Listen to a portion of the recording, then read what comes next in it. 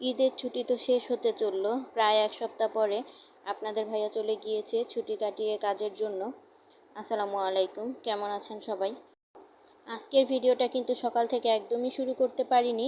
তার কারণ হচ্ছে আপনাদের ভাইয়ার কাজ ছিল আজকে, তো সেজন্য আপনাদের ভাইয়া সকাল সকাল ঘুম থেকে উঠে রান্না বান্না সেরে খেয়ে যেয়ে চলে গিয়েছে, আর আমি তো ঘুমিয়েই ছিলাম।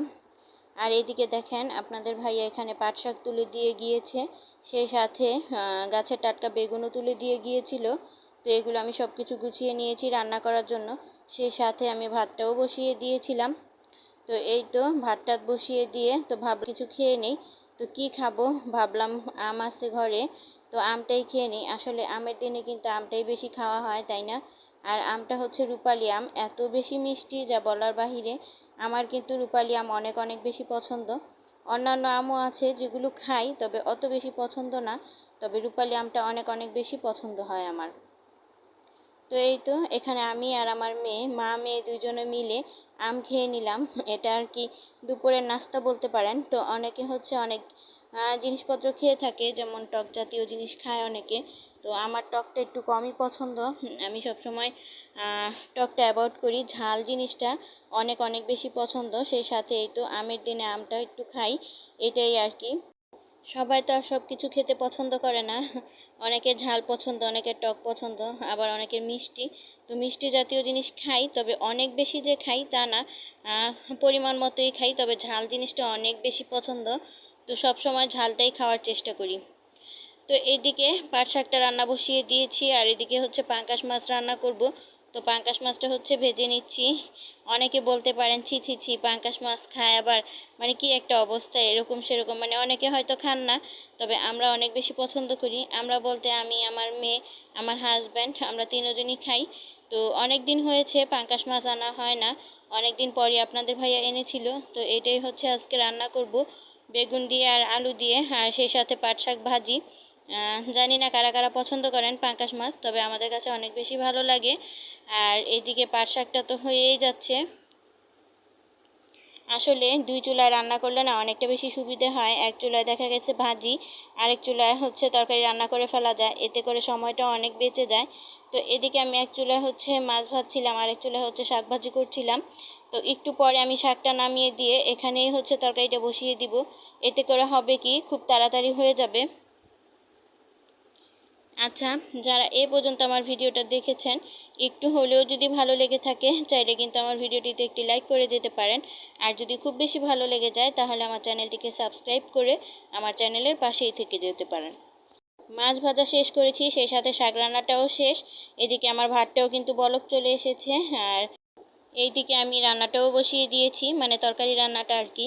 তো তেলের মধ্যে হচ্ছে পেঁয়াজটা দিয়ে হালকা একটু ভাজা ভাজা করে নিয়েছি। এখন হচ্ছে ময় মশলাগুলো দিয়ে নিলাম। ময় মশলা বলতে আদা রসুন, হলুদের গুঁড়া, মরিচের গুঁড়া, লবণ। তো এটা দিয়ে হালকা একটু ভাজা ভাজা করে নিব, যাতে করে আদা রসুনের কাঁচা যে স্মেলটা থাকে এটা যেন চলে যায়, এজন্য। তো এই তো আমি এখন অল্প একটু পানি দিয়ে খুব ভালো করে তরকারিটাকে কষিয়ে নেব। আসলে এই যে যে রান্নাটা করতেছিলাম না, এই রান্নাটা করতে করতে প্রায় 2:30টার উপরে বেজে গিয়েছিল। শরীরটা এত বেশি খারাপ লাগে আর এত বেশি আলসেমি লাগে, মনে হয় না রান্না বান্না কিছু করি। আগে না আমি রান্নাটা বসিয়ে দিতাম 10:30টার দিকে। এতে করে হতো কি, একটা আজান দিতে দিতে মানে আমার রান্না বান্না গোসল টোসল সব কিছু একদম কমপ্লিট হয়ে যেত। তো একটার পরে হচ্ছে নামাজ টামাজ পড়ে খাওয়া দাওয়া করে নিতে পারতাম। আর এখন এরকম একটা হয়েছে সিচুয়েশন, যে আমি রান্না বসাতে বসাতেই কেন না 1:30 2টা বেজে যায়, এরকম যে হয়, মানে ওই রান্না করার সময়টাই না আমার ঘুম চলে আসে, এত বেশি ঘুম আসে। আর এত বেশি অসুস্থ মনে হয় যে আমি কিছুই করতে পারবো না। তো এই তো এখানে আমি মশলাটা কষিয়ে এখন আলু বেগুনগুলো দিয়ে দিয়েছি, খুব ভালো করে নেড়েচেড়ে অল্প একটু পানি দিয়ে কষিয়ে নেব। আসলে রান্না বান্না তো আর এরকম করে আপনাদেরকে দেখানোর কিছু নেই, সবাই রান্না করতে পারেন, আমিও পারি।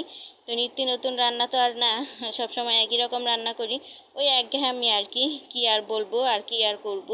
দেখা গেছে যে অনেক দিন হয়ে গেছে নতুন কোনো কিছু করা হয় না, কিভাবেই বা করব, শরীর স্বাস্থ্য তো একেবারেই ভালো নেই। অনেক সময় দেখা গেছে যে ইচ্ছে করে এটা খাই ওটা খাই, কিন্তু বানানোর ভয়তে, রান্না করার ভয়তে আর খাওয়া হয় না, বানানোও হয় না। এটাই আর কি, কি আর করব। অনেক দিন হয়েছে ইচ্ছে হচ্ছিল চিতই পিঠা খাওয়ার, তো ইচ্ছে হলেই তো আর খাওয়া যায় না। গরুর গোস্ত রান্না করা হয়, সেই সাথে মুরগিও প্রায় দিন রান্না করা হয়, কিন্তু চিতই পিঠাটা বানানোর আলসামিতে আর খাওয়া হয় না। আলসামি বললেও ভুল হবে, আসলে অনেকক্ষণ আগুনে তাপে বসে থেকে বানাতে হবে, তো এজন্য আর ইচ্ছে করে না যে অনেকক্ষণ আগুনে তাপে বসে থেকে তারপর হচ্ছে চিতই পিঠা বানিয়ে খাই। কেউ যদি বানিয়ে দিত তাহলে হয়তো বা অনেক বেশি ভালো লাগতো। আসলে একার সংসার, কেই বা বানিয়ে দিবে, এটাই হচ্ছে স্বাভাবিক একটা বিষয় যে নিজে বানাতে পারলে খেতে পারবা, আর যদি নিজে না বানাতে পারো তাহলে কিন্তু খাওয়াটা একেবারেই সম্ভব না। কি আর করব, খেতে ইচ্ছে করলেও কিন্তু খাওয়া হচ্ছে না বা খাওয়া হবে না, এরকম একটা অবস্থা। জানি না সিজারের পর কি হবে। আমার প্রথম বেবিটা কিন্তু সিজারে হয়েছিল, আর এটাও মেবি সিজারেই হবে। জানি না আল্লাহ পাক কিসমতে কি রেখেছে, তবে মনে হয় বেশিরভাগ সম্ভাবনা সিজারেই হবে। এবার কিন্তু অনেকটা পরিমাণে ভয় কাজ করতেছে, জানি না কেন এত ভয় লাগছে। দ্বিতীয় সিজার হয়তো বা এজন্য, একটা মেয়েকে রেখে তারপরে যাব ওটিতে। যাই হোক, কথা বলতে বলতে এখানে কিন্তু আমার রান্না বান্না সব কিছুই কমপ্লিট হয়ে গিয়েছে। আর এদিকে দেখি এই তো মুরগিগুলো চলে এসেছে খাবার খাওয়ার জন্য। তো এখানে আমি অল্প একটু খাবার দিয়ে দিলাম, সেই সাথে দেখলাম কিছু পাখিও চলে এসেছে। আসলে আমি যখনই মুরগিকে খাবার দেই না কেন, পাখি কিন্তু আসবেই, এটা আমার কাছে অনেক অনেক বেশি ভালো লাগে। আজকে মুরগিকে খাবার খাওয়াতে খাওয়াতে ভিডিওটা শেষ করে দিব। দেখা হবে নতুন কোনো ভিডিওতে। ততক্ষণ সবাই ভালো থাকবেন, সুস্থ থাকবেন, আমাদের জন্য দোয়া করবেন। আল্লাহ হাফেজ, আসসালামু আলাইকুম।